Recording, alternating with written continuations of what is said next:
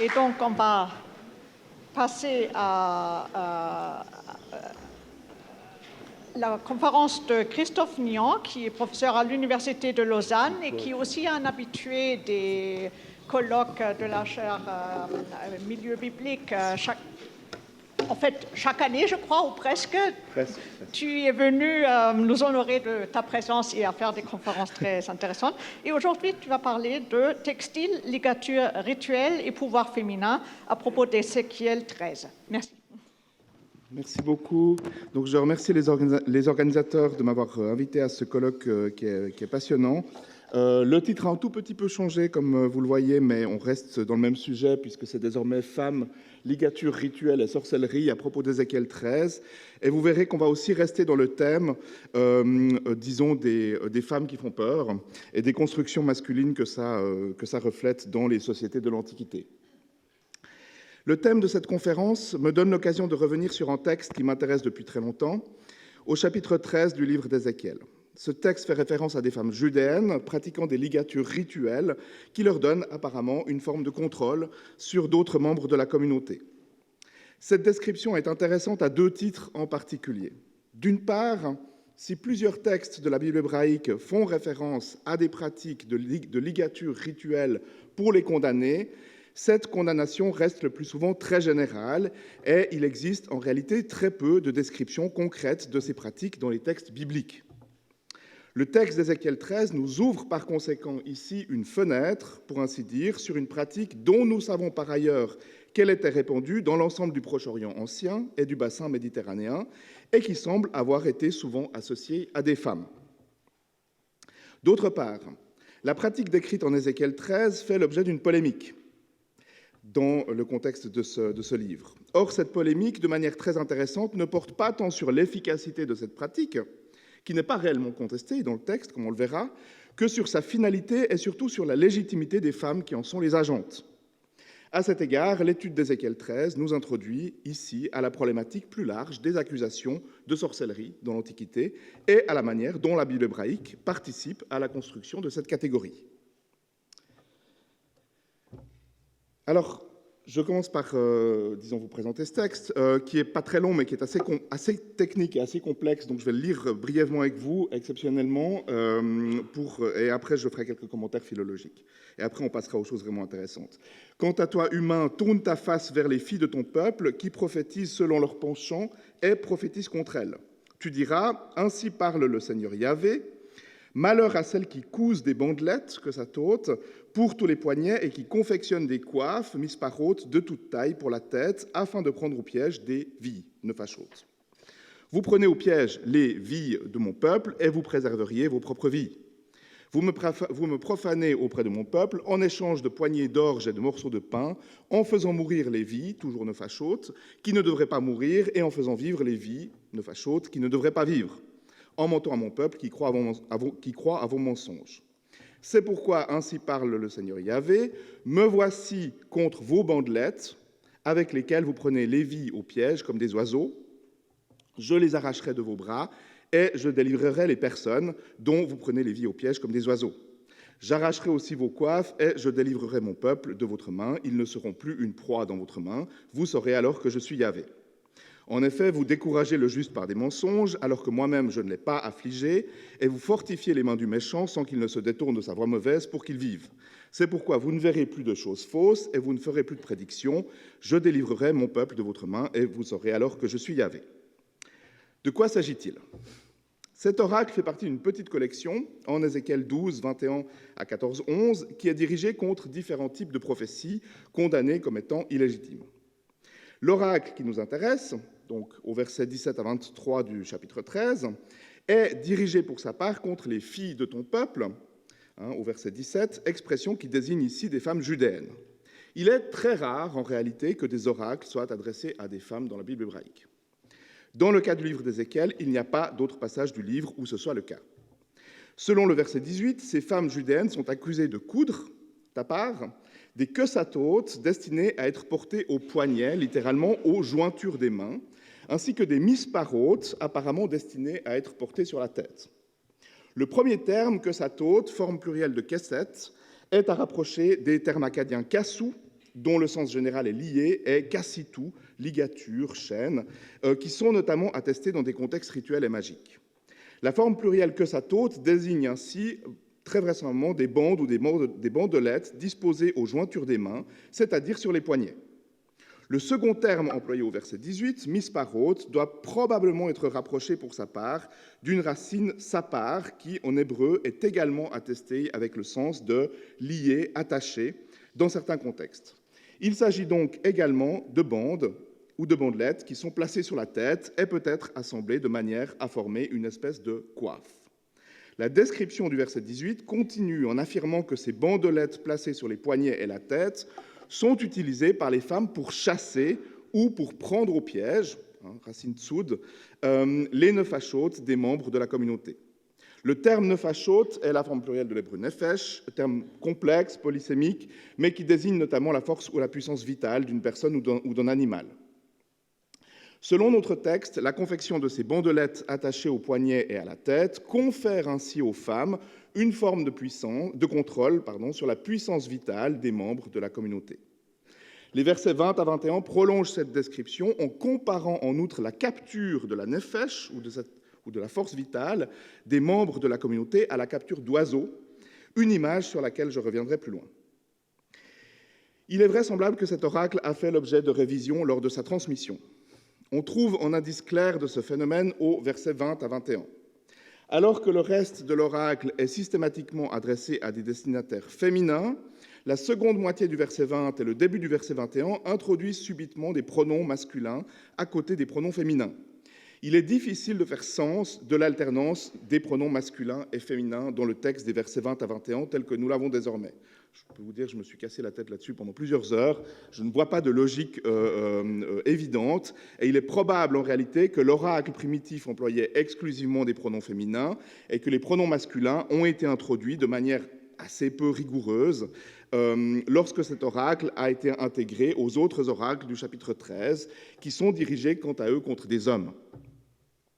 Un autre cas de révision concerne la fin de l'oracle. Comme l'ont déjà suggéré certains commentateurs, il est probable que les versets 22 à 23 ne faisaient pas partie de la composition originale, mais ont été ajoutés par la suite. D'une part, le verset 21 se termine déjà par une formule de conclusion, « Vous saurez alors que je suis Yahvé », qui est répétée avec une autre clause du verset 21 à la fin du verset 23. D'autre part, le langage du verset 23 n'a pas grand-chose à voir avec la description qui précède, mais reprend par contre la phraséologie du début du chapitre 13, notamment les versets 6 à 9, comme vous le voyez ici. En effet, l'expression « voir des choses fausses », ainsi que la référence à des prédictions mensongères ou erronées, avec la racine kassam, sont caractéristiques du langage d'Ézéchiel 13, versets 6 à 9. Or, ce passage condamne les prophètes illégitimes et a une fonction programmatique pour l'ensemble du chapitre 13. Au vu de ces données, on peut donc considérer que l'oracle original se terminait au verset 21 et que les versets 22 à 23 ont été ajoutés par la suite afin d'aligner cet oracle avec le discours général d'Ézéchiel 13. L'oracle ancien devait donc comprendre les versets 17 à 21, comme vous le voyez ici, sans les versets 22 à 23. À présent que ces questions d'ordre philologique et textuel ont été clarifiées, nous pouvons nous tourner vers l'interprétation de ce passage et surtout de la pratique qu'il décrit. À cet égard, la principale hypothèse avancée dans la recherche récente est que le texte ferait référence à des nécromanciennes, autrement dit des femmes chargées de faire parler les morts. Cette hypothèse, qui avait déjà été avancée par Mario Korpel dans une étude de 1996, a récemment été reprise par Jonathan Stöckel et par Esther Amori en 2013 et 2015, respectivement. L'hypothèse s'appuie principalement sur l'association au verset 20 des nefashot, terme qui peut signifier la vie, mais aussi l'esprit du mort, qui sont prises au piège par les femmes avec des oiseaux. L'association de l'esprit du mort à un oiseau est bien documentée en Égypte, où le bas est systématiquement représenté sous la forme d'un oiseau, et elle est également attestée en Mésopotamie. Certains passages de la Bible hébraïque, notamment dans le livre d'Ésaïe, suggèrent que cette association de l'esprit du mort à un oiseau était également connue dans l'Israël ancien. Stückel propose en outre de rapprocher l'expression utilisée en hébreu au verset 17 pour désigner les femmes, mitnabot, de la forme akkadienne munabiatu dans les textes d'Emar, qui pourrait également désigner une nécromancienne. Cette interprétation, donc des femmes d'Ézéchiel 13 comme des nécromanciennes, me paraît toutefois peu convaincante. L'association entre la nefesh prise au piège, donc la force vitale ou l'esprit prise au piège, et en oiseau ne suffit pas à inférer, ne suffit pas elle seule en tout cas, à inférer en contexte funéraire et nécromantique. Il peut s'agir tout simplement d'une image associée à la chasse, d'autant plus que cette image est effectivement attestée dans des rituels d'exorcisme akkadiens, comme la série Maklou, sur laquelle je reviendrai. L'idée selon laquelle l'hébreu mitnabot serait à rapprocher de l'akkadien munabiatu est fort douteuse, à mon sens, d'un point de vue étymologique, et il n'est même pas certain que le terme munabiatu à Emar soit effectivement employé pour désigner des nécromanciennes, mais je laisse cette question à mes collègues assyriologues. Surtout, la référence à des pratiques nécromantiques ne fait guère de sens à la lumière de la formulation du verset 19 qui reproche aux femmes de faire mourir des nefashot qui ne devraient pas mourir et de faire vivre les nefashot qui ne devraient pas vivre. De toute évidence, l'activité des femmes ne concerne pas les esprits des défunts, mais concerne des victimes qui sont encore vivantes, puisqu'on peut les faire mourir. On notera enfin que l'hébreu biblique dispose en réalité d'une expression technique pour désigner les femmes pratiquant la nécromancie, Baalat Ov, littéralement la maîtresse de l'ancêtre ou la maîtresse de l'esprit de l'ancêtre, expression qui n'est précisément pas employée dans notre texte. Cette observation corrobore l'idée selon laquelle la description d'Ézéchiel 13 ne concerne pas des pratiques nécromantiques, contrairement à l'opinion qui est aujourd'hui dominante dans la recherche. Une autre hypothèse récente, développée par Steiner dans une monographie de 2015, voit dans la description d'Ézéchiel 13 une référence à la capture non pas des esprits des morts, mais des esprits des vivants, errant durant leur sommeil, ce que certains anthropologues désignent par le terme de « dream souls ». Selon Steiner, les femmes décrites en Ézéchiel 13 fabriqueraient des coussins pour prendre au piège les dream souls des membres de la communauté, autrement dit, les esprits qui vagabondent, les esprits des vivants, mais qui vagabondent durant le sommeil de ces derniers. Cette lecture se heurte toutefois également à plusieurs difficultés. D'une part, rien dans le texte n'indique que les esprits capturés par les femmes le sont durant une période de sommeil ou de rêve, et l'hypothèse selon laquelle il aurait existé une catégorie de dream souls dans le Levant n'est attestée, à ma connaissance, par aucune donnée concrète. D'autre part, la référence à des coussins qu'utilise Steiner pour son argumentation, des coussins employés par ces femmes, relève en réalité d'une tradition d'interprétation secondaire qui est déjà attestée dans la Septante et qui est prolongée dans le judaïsme rabbinique, mais qui ne correspond pas au sens premier du texte. À l'origine, le texte faisait référence non pas à des coussins, mais à des bandes ou des bandelettes placées sur les poignets et la tête des personnes. Cette observation est importante parce qu'elle semble déjà indiquer que les proies capturées par les femmes, selon le texte d'Ézéchiel 13, ne sont pas des esprits qui errent ou qui vagabondent, mais sont bien les personnes qui sont ainsi ligaturées.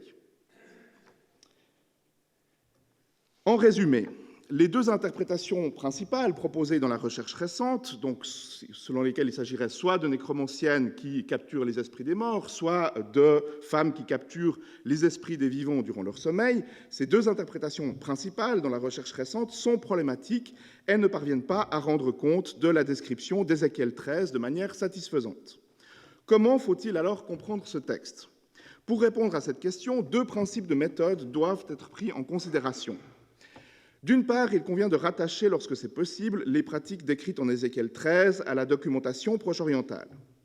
D'autre part, il faut également distinguer entre les pratiques effectives auxquelles le texte fait référence et la nature polémique de leur représentation. Commençons par revenir sur les éléments qui peuvent être dégagés du texte. Ainsi qu'on l'a vu, l'oracle d'Ézéchiel 13 fait référence à des femmes qui pratiquent une forme de ligature rituelle en posant des bandes de tissu cousus ensemble sur les poignets et la tête. Selon le verset 19, ces femmes pratiquent cette ligature rituelle en échange de poignées d'orge et de morceaux de pain. Il s'agit donc de spécialistes qui sont rémunérés en nature pour leur savoir-faire rituel. Le même verset précise en outre que la pratique de ces femmes profane le Dieu Yahvé. Comme l'ont relevé plusieurs commentateurs, cette accusation n'a de sens que si le rituel incriminé impliquait d'une manière ou d'une autre l'invocation de Yahvé, même si le texte ne nous fournit malheureusement pas plus de détails sur le rôle exact du Dieu dans ce rituel. Il est possible que le nom de Yahvé était inscrit sur les bandelettes cousues par ces femmes, auquel cas la pratique décrite en Ézéchiel 13 anticiperait d'une certaine manière l'usage des phylactères dans le judaïsme antique. La pratique consistant à placer des assemblages de bandes ou de bandelettes sur différentes parties du corps n'est pas mentionnée ailleurs dans la Bible hébraïque, mais elle rappelle une pratique bien documentée en Mésopotamie, consistant à lier ensemble des bandes de tissu ou des cordelettes qui sont ensuite disposées sur différentes parties du corps. Ces bandes de tissu ou ces cordelettes servaient souvent elles-mêmes à lier des pierres précieuses ou semi-précieuses, des métaux, voire différents végétaux. Les ligatures de ce type sont essentiellement mentionnées dans le contexte de rituels thérapeutiques ou exorcistiques, ce qui d'ailleurs, dans le Proche-Orient ancien, revient souvent au même. Autrement dit, des rituels destinés à protéger en patient dans mal. Sans nécessairement postuler une influence directe des pratiques mésopotamiennes, il est vraisemblable, dans tous les cas, que les pratiques de ligature décrites en Ézéchiel 13 avaient également une fonction thérapeutique et prophylactique. Cette interprétation peut également expliquer que les femmes mentionnées en Ézéchiel 13 sont associées à une forme de divination. Au verset 17, elles sont ainsi accusées de prophétiser. En effet, d'autres passages de la Bible hébraïque indiquent qu'en Israël, comme dans le reste du Proche-Orient ancien, la consultation médicale pouvait en réalité inclure le recours à des techniques divinatoires destinées à déterminer la nature du mal. En 2 Rois 5, verset 3, par exemple, Naaman, le chef de l'armée syrienne, qui souffre d'une maladie de peau grave, se voit recommander d'aller consulter le prophète qui se trouve à Samarie. Donc je rejoins ici la thèse qui avait déjà été proposée par Nancy Bowen en 1999, qui est l'une des premières à avoir vu qu'il s'agissait très clairement de rituels de guérison, mais Nancy Bowen proposait d'y voir plus précisément des rituels concernant les femmes en couche. Je ne pense pas que le texte nous permette d'être aussi précis, et je ne pense pas que les rituels dont il est question ici soient des rituels spécifiquement destinés à des femmes en couche. Je pense qu'il s'agit plus largement d'une catégorie de rituels de guérison. Toutefois, cette interprétation n'explique pas encore le reproche qui est fait aux femmes décrites en Ézéchiel 13 de prendre au piège les vies des membres de la communauté. Cette accusation, qui est introduite au verset 18 et qui est répétée au verset 20, est prolongée au verset 19 par l'accusation de faire mourir les vies qui ne devraient pas mourir et de faire vivre les vies qui ne devraient pas vivre.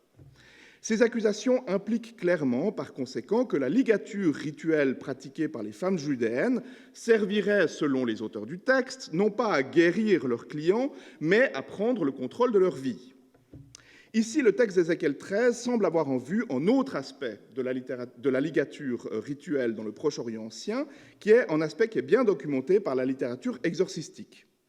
L'idée selon laquelle la victime d'une forme de magie noire a été magiquement liée par un sorcier ou une sorcière, donc cette idée selon laquelle la victime d'une forme de magie noire a été magiquement liée par un sorcier ou une sorcière est en effet un thème récurrent dans les exorcismes, notamment mésopotamiens, mais qui était également connu dans le Levant puisqu'il est attesté par quelques tablettes d'Ougarit préservant des rituels exorcistiques similaires.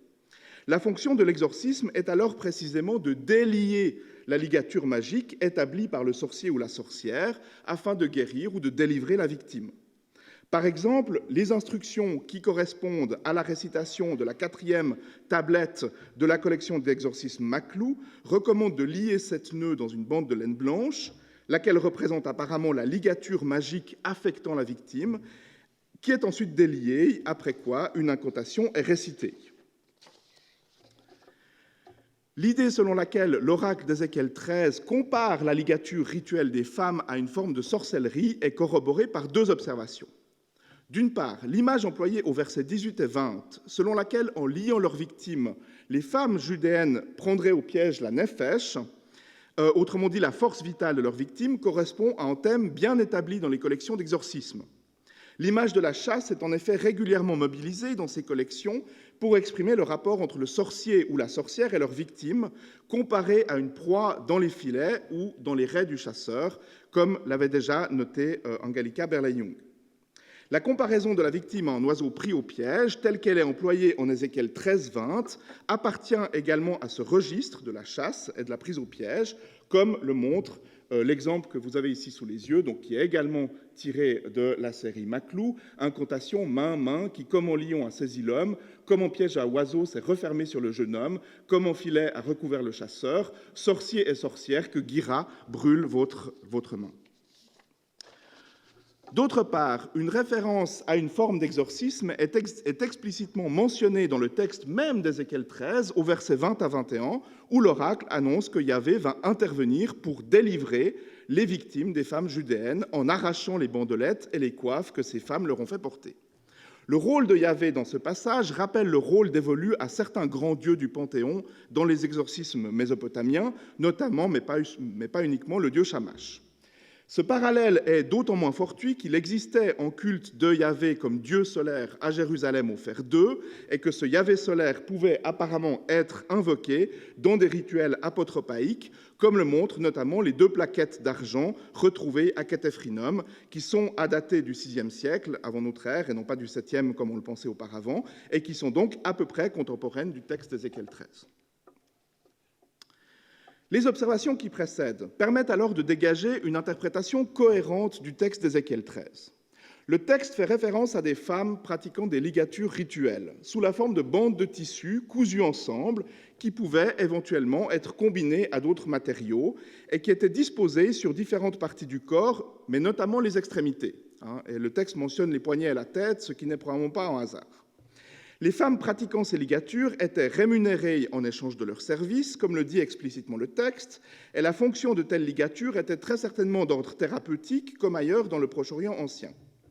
Ces ligatures thérapeutiques pouvaient également être précédées par une consultation divinatoire, ce qui explique que les femmes les pratiquant soient présentées comme ayant une activité oraculaire. Toutefois, la visée polémique du texte consiste à travestir l'activité de ces femmes et à interpréter les ligatures rituelles qu'elles pratiquent comme ayant pour but non pas de guérir, mais au contraire de prendre au piège leurs clients pour contrôler leur vie. Ce faisant, les ligatures rituelles sont désormais assimilées à une forme de possession, et les femmes qui les pratiquent à des sorcières contre lesquelles le dieu Yahvé est appelé à intervenir pour délivrer leurs victimes. On a donc affaire, dans le texte d'Ézéchiel 13, à une forme de procès en sorcellerie. Des rituels thérapeutiques, vraisemblablement populaires dans la communauté judéenne, sont présentés ici comme une forme de magie noire, et les femmes qui les pratiquent sont identifiées à des agents maléfiques contre lesquels le dieu Yahvé est invoqué. Reste alors, et je terminerai là-dessus, à comprendre la fonction de cette polémique. Pour cela, il convient de replacer cet oracle dans son contexte historique. Plusieurs indices suggèrent que l'oracle contre les femmes judéennes d'Ézéchiel 13 appartient à un stade ancien de la composition du livre et qu'il date par conséquent de l'époque néo-babylonienne, 6e siècle avant notre ère. Cette période correspond à une redéfinition importante des pratiques religieuses de la communauté judéenne. Redéfinition qui se fait en lien notamment avec la disparition des structures politiques traditionnelles, la royauté davidique. Le déplacement forcé, donc ça se fait en lien avec la disparition des structures politiques traditionnelles, le déplacement forcé d'une partie de la communauté est l'émergence de diasporas judéennes dans plusieurs centres urbains du bassin méditerranéen. On peut encore mentionner enfin le développement concomitant du culte exclusif du dieu Yahvé. Dans ce contexte et avec ces différents facteurs, on observe logiquement la renégociation de plusieurs aspects traditionnels de la religion judéenne, impliquant simultanément à la fois l'émergence de nouvelles normes rituelles et la disparition de pratiques ancestrales. Ces développements ont des ramifications qui sont à la fois religieuses, économiques et politiques.